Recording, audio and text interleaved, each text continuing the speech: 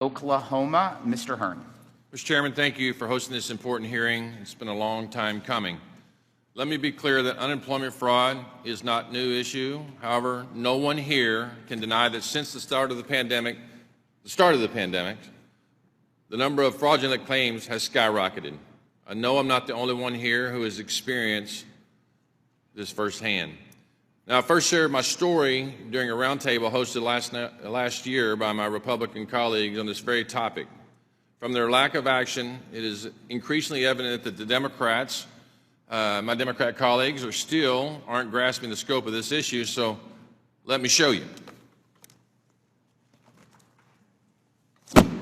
So this right here is a box, 27-pound box that I had my staff go dig out of storage, have my folks back home dig out of storage, and it represents, from March 2020 to April 21, 789 fraudulent claims on an employee base of 324 employees that my family business had happen to them. Just 14 months. And yes, as the ranking member said, this was prior to the current administration.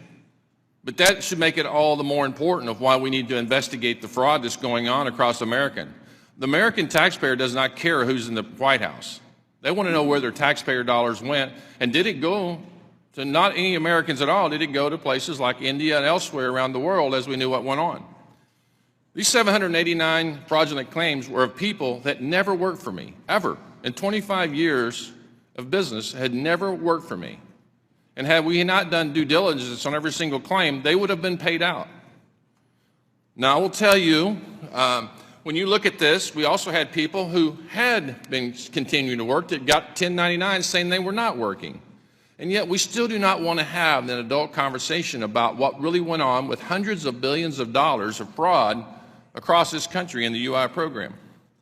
And so when we talk about this, I really want to get to the idea and the thought of why we can't have, and why we haven't had, I think some of you have mentioned this, that the closer we can do this, and I know that one of you all mentioned that we should have these conversations while we're doing the programs and recognize that when you're really just passing out hundreds of billions of dollars, some would argue trillions of dollars in the time that's happened to us in the last 24 to 30 months, that we have a propensity, and when it's federally mandated, that we're going to have fraud. We should acknowledge that, and we should do our job. It shouldn't be political. It should be bipartisan to sit down and talk about where this fraud is at.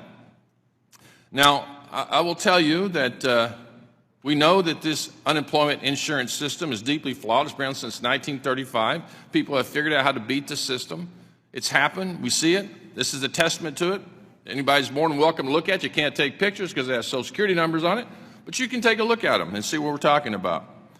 You know, when we look at the issue that we talked about with workers not working, it is a fact that we know that we sent out hundreds of billions of dollars and incentivizing people beyond the time when some states were going back to work with no discernible difference in the outcome of the COVID pandemic.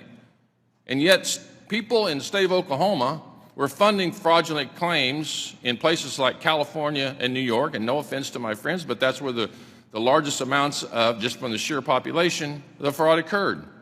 And I have to answer to my friends and my constituents back home in Oklahoma why it's okay that the United States Congress cannot hold a hearing on fraud and they have to continue to have their taxpayer dollars being paid out in fraudulent claims.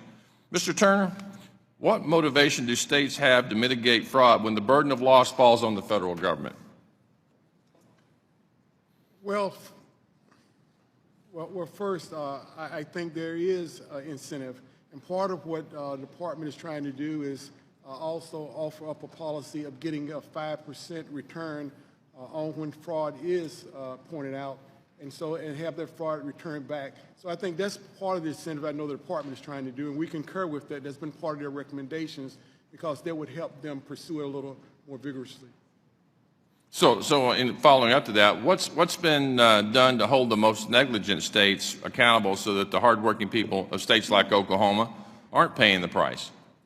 Well, I think the department has really reached out to all states in trying to hold them accountable. I mean, with our work, we really don't care what state someone is in, but when there's fraud that occurs, and once it's identified, we work with our law enforcement partners around the country to try to address it. Any reforms you see we should be doing so that we don't have this happen again? Well, here's the biggest problem, in my opinion. The biggest problem is that as the OIG, we make a lot of recommendations. And if you look back over the history, even 10 years ago, some of the recommendations that came up this time are the same problems that went unaddressed, whether it be antiquated IT systems or whether it be lack of staff training. Those are things that we've identified. And with this new program that was out with PUA, there were some states that the officers were not trained properly or didn't know, and in some cases they waived that requirement because there was a lack of understanding of how that process worked. I'd like to thank the witnesses. Yield back. Thank you, Representative.